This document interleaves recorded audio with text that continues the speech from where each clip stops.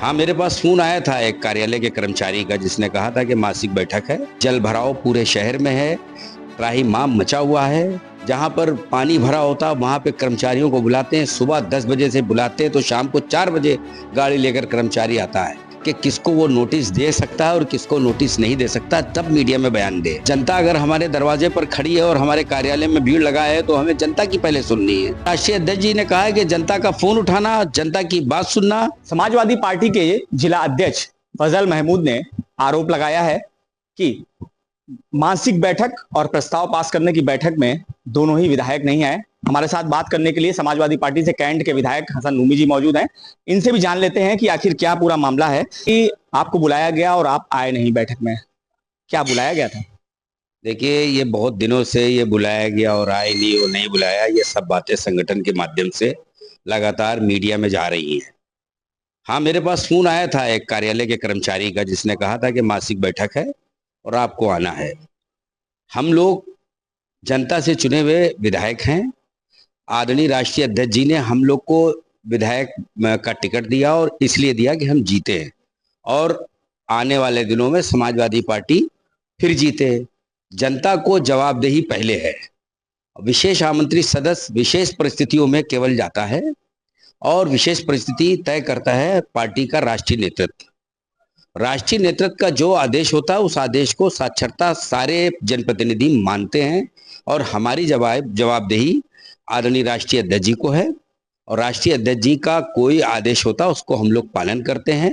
अब local level पर जब कोई लोकल बॉडी का अध्यक्ष अगर हम लोग को बुलाता है तो हमारी वहां पर जवाबदेही जनता के प्रति ज्यादा होती है। जल भराव पूरे शहर में है, त्राहिमाम मचा हुआ है, जनता घेरे हुए है, टेलीफोन से लेकर घरों तक के। पूरे पूरे दिन हम लोग बैठकर जहां पर पानी भरा होता है वहां पे कर्मचारियों को बुलाते हैं, सुबह 10 बजे से बुलाते हैं तो शाम को 4 बजे गाड़ी लेकर कर्मचारी आता है।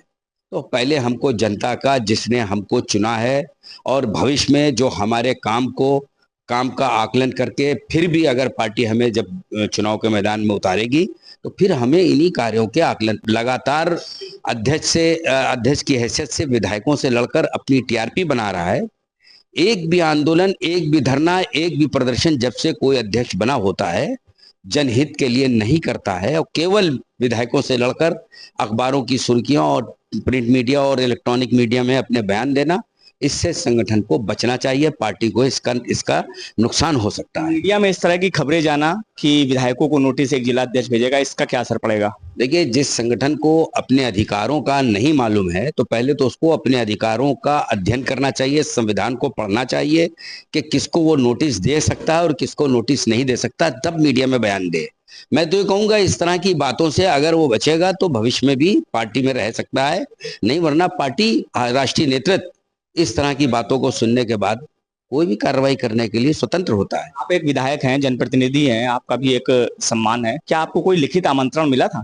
देखिए, आज तक जब से वर्तमान संगठन ने संगठन की हैसियत संभाली है, अध्यक्षता संभाली है, एक भी लिखित आमंत्रण नहीं मिला। हम लोग को पहले कभी कभी नगर के महामंत्री का फोन आ जाता था, व्हाट्सएप मैसेज आ जाता था।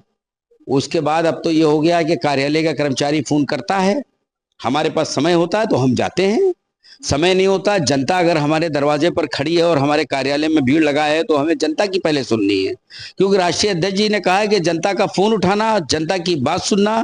जो चुने हुए जनप्रतिनिधि हैं उनका पहला प्राथमिकता पे पहला कर्तव्य है और इसके बीच में आने वाला आदमी कभी भी पार्टी का वफादार नहीं हो सकता। वो तो एक तरीके से इनडायरेक्ट वे में पार्टी विरोधी काम कर रहा है। अगर सरकार नहीं बनेगी, जनहित के काम हम नहीं करेंगे तो कौन चुनेगा? आज 3 विधायक आदरणीय राष्ट्रीय अध्यक्ष जी ने 3 विधायक उनके सहयोग से बने, उनके टिकट पे बने और 3 विधायक जब बन गए तो अब जब मान लीजिए अभी लोकसभा का चुनाव हुआ, सारी विधानसभाएं हम लोग जीते, 43,500 वोट से हम जीते। हमारे साथी जो समाजवादी पार्टी के नाम पर मतलब बड़ी मेहनत करने वाली सीट है, उस पर भी लगातार उनका वोट बढ़ रहा है। दूसरे विधायक जिनको पार्टी के विधायक रहे, जिनको जेल में है, जिनको जेल के उत्पीड़न का सामना करना पड़ रहा है, जनता ने उनके प्रति भी सहानुभूति व्यक्त की और उनको भी 26,000 वोट जिताया। तो इस तरीके से लगातार जो ग्राफ बढ़ रहा है वो विधायकों के अपने काम, विधायक पार्टी ने तो एक बार विधायक आपको जब टिकट देंगे तो बन जाएंगे, दोबारा जब आप बनेंगे तो आपके काम से बनेंगे। आप अगर अच्छा काम नहीं करेंगे तो जनता फिर आपको क्यों चुनेगी, पार्टी फिर क्यों आपको बुलाएगी। तो इसलिए हम लोग को जनता की जवाबदेही, पार्टी के राष्ट्रीय अध्यक्ष जी की जवाबदेही और बीच के लोगों को इन तरह के बीच का काम, संगठन का काम है कि पार्टी की कोई कमी हो तो उसको दूर करें, सबको गले लगाएं, ना कि टांग खींचकर टीआरपी बनाएं, अपनी फोटो अखबारों में छपाएं। उन्हें मालूम है ऐसे कोई फोटो नहीं छापेगा। जब हम किसी बड़े पदाधिकारी को, बड़े जनप्रतिनिधि को जब कुछ कहेंगे, वो कुछ कहेगा तो अखबार में खबर बनेगी।